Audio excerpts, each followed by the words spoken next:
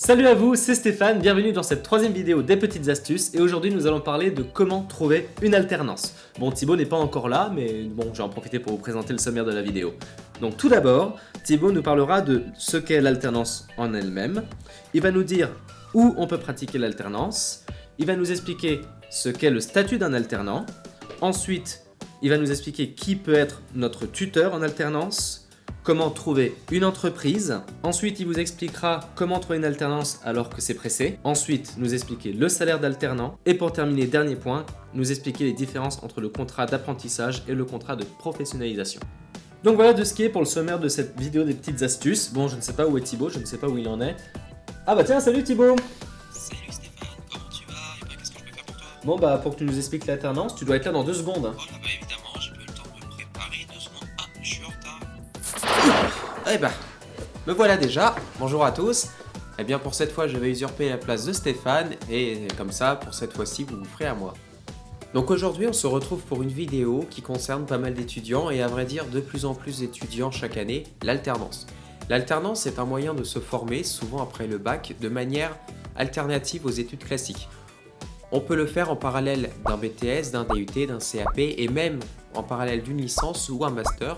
Le principe est simple, on suit la formation initiale et nous sommes liés en même temps avec une entreprise par un contrat.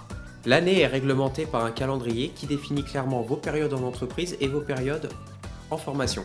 Cela permet aux étudiants d'avoir une formation avec une expérience professionnelle qui est très valorisante sur un CV.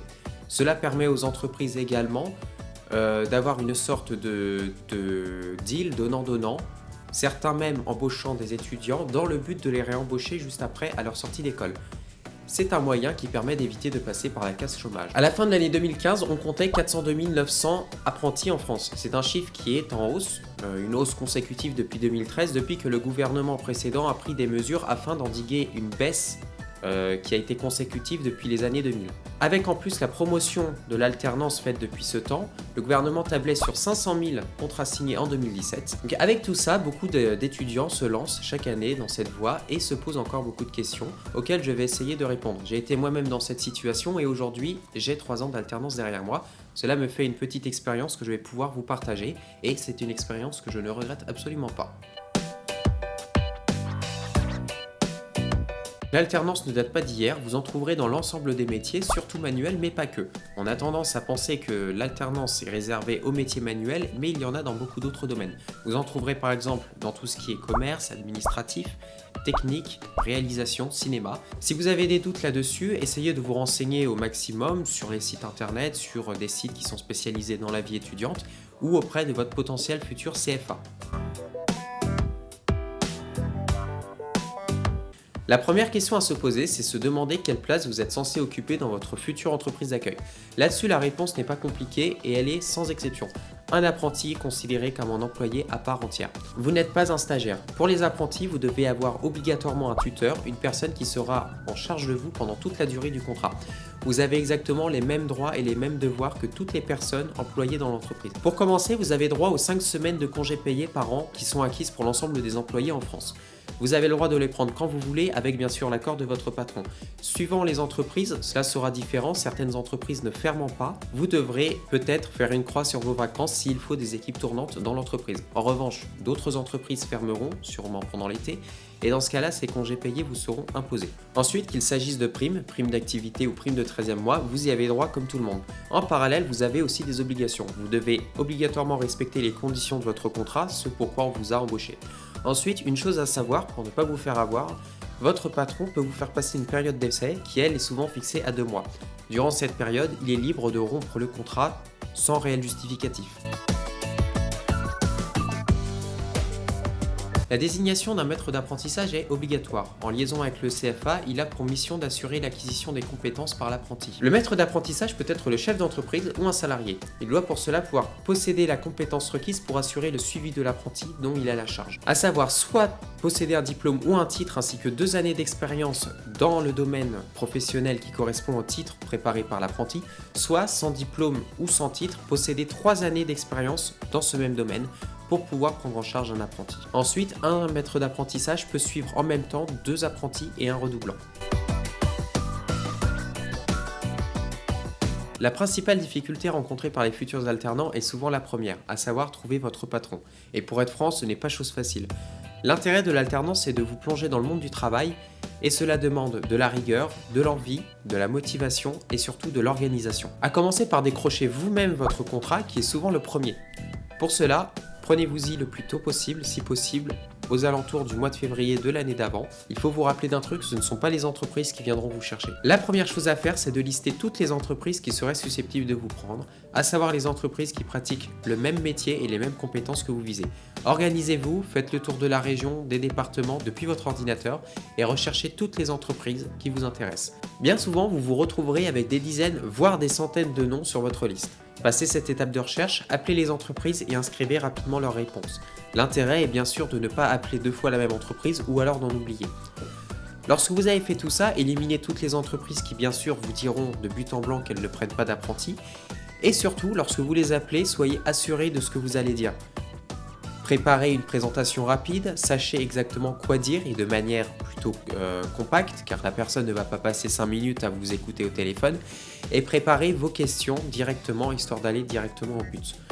Pour commencer, lorsque vous avez une entreprise en ligne, demandez-leur si elles prennent des alternants après vous être présenté rapidement. Si jamais la réponse est positive, demandez-leur dans quelle période, si elles ne vous disent pas directement qu'ils ont déjà des alternants. Et ensuite, pour le reste des réponses, inscrivez toutes les réponses qu'ils vous donnent et vous y verrez déjà plus clair. Ne vous découragez pas par la suite de réponses négatives que vous obtiendrez. Sur votre liste, seules quelques entreprises seront à même de vous donner votre chance. Et surtout, relancez-les.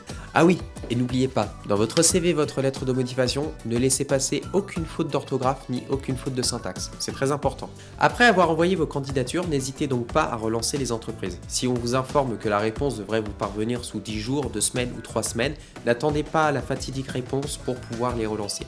Les entreprises ont besoin de savoir que vous êtes motivé et si vous relancez une entreprise avant qu'elle ne décide de vous envoyer la réponse, vous pourrez mieux convaincre l'employeur que si vous ne les rappelez pas. Lorsqu'un entretien vous est proposé, vous devez vous mettre dans les mêmes conditions qu'un entretien standard. Habillez-vous de manière professionnelle, arrivez à l'heure et même mieux en avance. Il faut savoir que vous ne serez pas favorisé ou plus assisté parce que vous recherchez une alternance. Préparez-vous aux questions qui vous seront à coup sûr posées, les questions pièges qu'un employeur pose tout le temps à quelqu'un qui passe un entretien. À savoir, qu'avez-vous de plus à apporter à l'entreprise?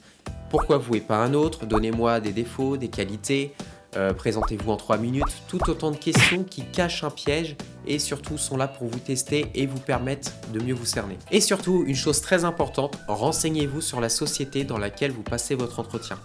Si vous ne savez pas ce que l'entreprise fait ou fabrique, lorsque le recruteur vous posera à coup sûr la question, cela sera un très mauvais départ pour vous. Cela pourra montrer à l'employeur que vous n'êtes pas vraiment motivé, que vous êtes là juste parce qu'on vous l'a proposé ou par dépit. Pensez donc à ça.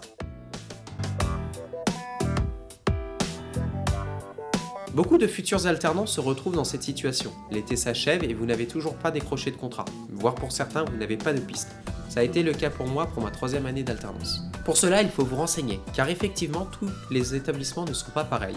Certains vous acceptent uniquement avec la signature d'un contrat, tandis que d'autres vous acceptent sous réserve d'un contrat et vous laissent un délai de 2 ou 3 mois après le début des cours.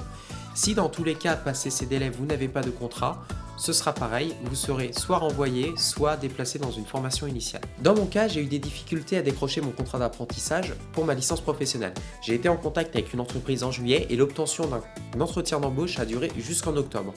Le retard a été accepté par le CFA, mais 2 semaines plus tard, mon contrat a été rompu par le gérant de la boîte. En effet, il n'avait peut-être pas vraiment saisi le concept de l'alternance et je débutais dans le métier. J'ai mis jusqu'au 12 décembre pour pouvoir retrouver un contrat qui lui s'est très bien passé. Nous avons été 2 dans la classe à avoir été dans ce cas-là et à bénéficier d'un délai exceptionnel accordé par le CFA, car en effet, nous devions tous avoir trouvé à l'origine une entreprise pour la fin du mois d'octobre. Donc renseignez-vous bien, septembre n'est pas la dernière limite pour la plupart des établissements. Ne vous démoralisez surtout pas si vous arrivez à cette période et que vous n'avez toujours pas trouvé de patron. Ne nous le cachons pas, le salaire que l'on obtient lorsque l'on est apprenti est un des points qui intéresse le plus.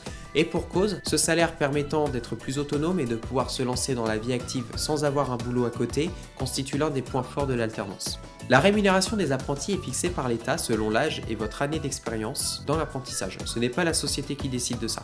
Vous pourrez retrouver ici et dans la description de la vidéo un tableau récapitulatif où vous pourrez vous renseigner pour votre rémunération. Il existe des différences entre les contrats d'apprentissage et les contrats de professionnalisation. Là encore, renseignez-vous, si votre entreprise fait partie de la convention collective, vous serez rémunéré suivant un pourcentage ou du SMIC ou du SMC, le salaire minimum conventionnel.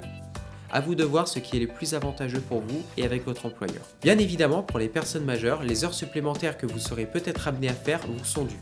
Si vous êtes amené aussi à utiliser votre propre véhicule dans le cadre de votre travail, votre patron est tenu de vous rembourser les frais. Ces frais, là aussi, sont fixés par l'État suivant la puissance fiscale de votre véhicule et le kilométrage que vous faites. Par exemple, si vous utilisez une voiture de 5 chevaux fiscaux et que vous parcourez moins de 5000 km, vous serez remboursé 54,3 centimes par kilomètre. À vous de vous arranger avec votre patron pour savoir si vous êtes payé à la course, au mois ou à l'année. Lorsque l'on recherche un contrat en alternance, on tombe très souvent sur des entreprises qui font une demande spécifique. Pas de contrat de professionnalisation ou alors que des contrats de ce type. Dans ces cas-là, on se demande, mais quelle différence? Le contrat d'apprentissage est un dispositif initial à part entière qui permet aux jeunes de 16 à 30 ans de pouvoir, sous contrat de travail, obtenir un diplôme ou un titre d'enseignement technique ou professionnel inscrit au répertoire national des certifications professionnelles. Le contrat de professionnalisation est un dispositif de formation professionnelle continue qui a pour but une insertion professionnelle rapide. Il est destiné bien souvent au public de plus de 26 ans. La différence entre le contrat d'apprentissage et le contrat de professionnalisation réside en plusieurs points, mais surtout le point financier. C'est-à-dire que pour un contrat d'apprentissage, l'entreprise ne paiera rien, ne paiera pas de charges patronales ni de charges diverses pour l'apprenti, contrairement au contrat de professionnalisation où non seulement en plus du salaire de l'apprenti, l'entreprise paiera également son année. Le cadre législatif et juridique diffère donc selon les deux types de contrats. Le public visé, l'habilitation de l'employeur, la succession des contrats, la rémunération du jeune, les formalités ainsi que tout un tas d'autres choses qui définissent clairement une différence entre les deux contrats. Sachant que pour les plus importants d'entre eux, l'aspect financier prenant un peu sur tout ça, les entreprises vont donc voir plus d'avantages à embaucher quelqu'un sur un contrat d'apprentissage plutôt qu'un contrat de professionnalisation. Voilà de ce qu'il y a de cette vidéo des petites astuces, j'espère que ça vous a plu, que ça vous sera utile. Je ne m'y connais pas en alternance, donc c'est pour ça que Thibaut a pris le relais et je trouve qu'il a très bien expliqué. N'hésitez pas à mettre un petit like, à vous abonner à la chaîne, faire un tour sur ma page Facebook et mettre un petit j'aime aussi, c'est gratuit, ça fait toujours plaisir et on se retrouve dans une prochaine vidéo. Ciao!